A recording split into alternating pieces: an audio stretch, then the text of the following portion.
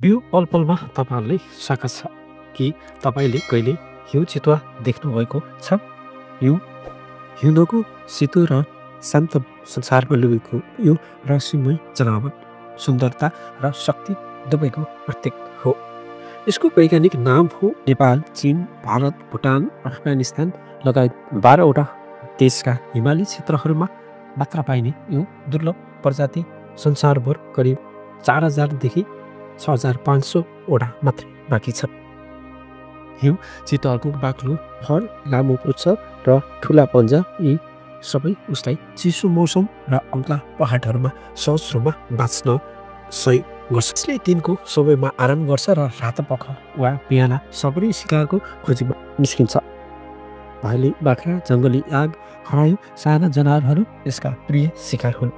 तर यो चितुवा केवल शिकारी मात्र होइन, यो हाम्रो परिस्थितिका तन्त्रको संरक्षण पनि हो। यसको अस्तित्वले हिमाली जीवनचक्र सन्तुलित रहन्छ। नेपाललाई लाङटाङ, सेपक्सुन्ड, बकालो, बरुण र कञ्चनजङ्घा जस्ता राष्ट्रिय निकुञ्जहरूमा यसको संरक्षण प्रयासहरू भइरहेका छन्। आज हामीले हेरेका थियौँ प्रकृतिको अद्भुत चमत्कार हिउँ चितुवा। यसको सौन्दर्य, रहस्य र महत्त्व हामी सबैले बुझ्न जरुरी छ। हिउँ चितुवा देख्नुभयो, यसको सुन्दरता र शिकारी नजर साँच्चै मन्त्र मुक्त पार्ने खालको हुन्छ। रहस्यमय हिमाली भूगोलमा लुकेको यो जीव प्रकृतिको एक अद्भुत चमत्कार हो। यहाँ चितुवा सम्बन्धी सबैभन्दा महत्त्वपूर्ण तथ्यहरू प्रस्तुत गरिएको छ। यसले यसको रहस्य, सौन्दर्यता, जीवनशैली र संरक्षणको महत्त्वलाई उजागर गर्छ।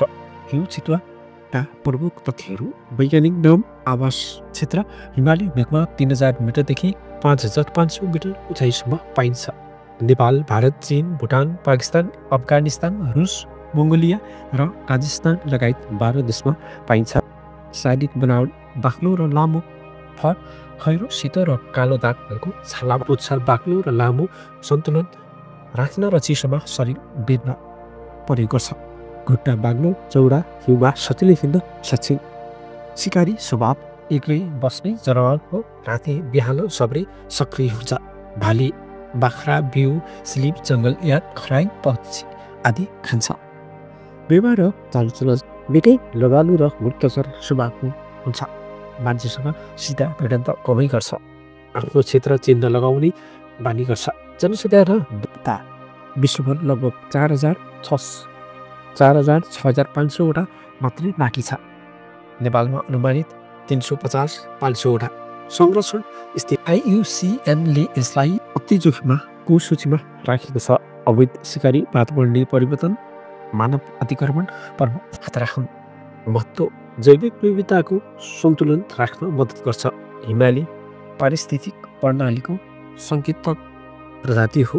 नेपालमा संरक्षण प्रयास: सेपक्सुन्ड, लाङटाङ, बकालो, बरुण र कञ्चनजङ्घा राष्ट्रिय निकुञ्जहरूमा संरक्षण कार्यक्रम। क्यामेरा, क्याक, पाटे, कुकुर मार्फत निगरानी, स्थानीय सहभागितामूलक संरक्षण। रोचक तथ्यहरू: हिउँ चितुवाले 15 मिटर टाढा फर्कन सक्छ। करिब 5000 मिटर उचाइमा सजिलै बस्न सक्छ।